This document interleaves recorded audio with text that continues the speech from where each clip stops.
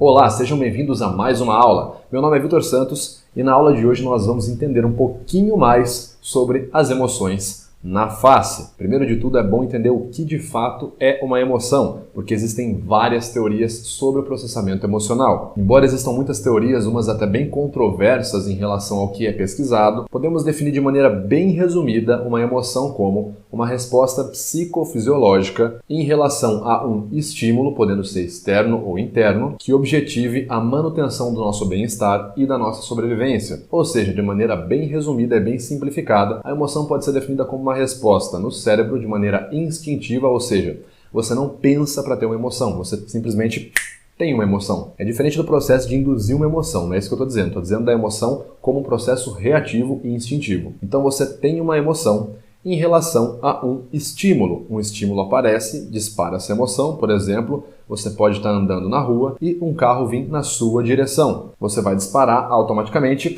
a emoção de medo. Essa emoção em relação a um estímulo tem como objetivo dar manutenção no nosso bem-estar e na nossa sobrevivência. Ou seja, se esse processo emocional de sentir medo em relação a um carro que está vindo em alta velocidade na minha direção visa manter a minha sobrevivência, ele precisa causar alterações no meu corpo. E isso é a base do princípio de homeostase, equilibrar o corpo em relação a outros estímulos. Se eu só sentir medo e ficar parado, o carro passa por cima de mim.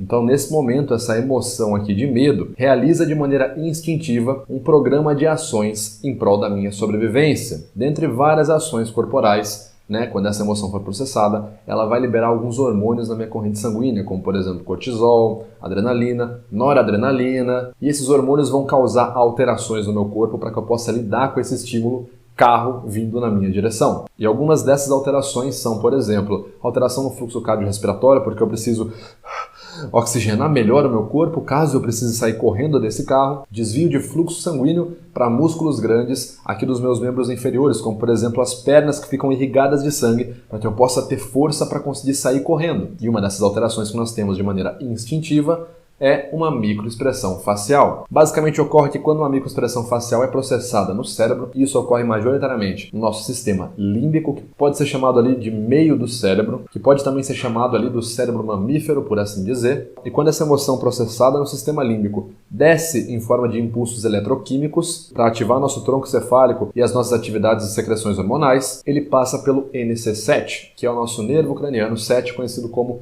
nervo facial. O nervo facial é o principal nervo responsável por ramificar toda a nossa musculatura facial. Ele se divide aqui em 5 ramificações. E essas 5 ramificações irrigam ali, são responsáveis por controlar a nossa musculatura facial. Então, quando determinada emoção é processada no seu cérebro de maneira inconsciente, ela realiza várias alterações corporais e cada emoção realiza determinadas contrações em determinados músculos. Por isso que determinada emoção, em termos de expressões faciais, muda totalmente o complexo de contração muscular quando você muda de emoção. Por exemplo, medo, você vai utilizar os músculos aqui do risórios, o retrator do soquete dos olhos.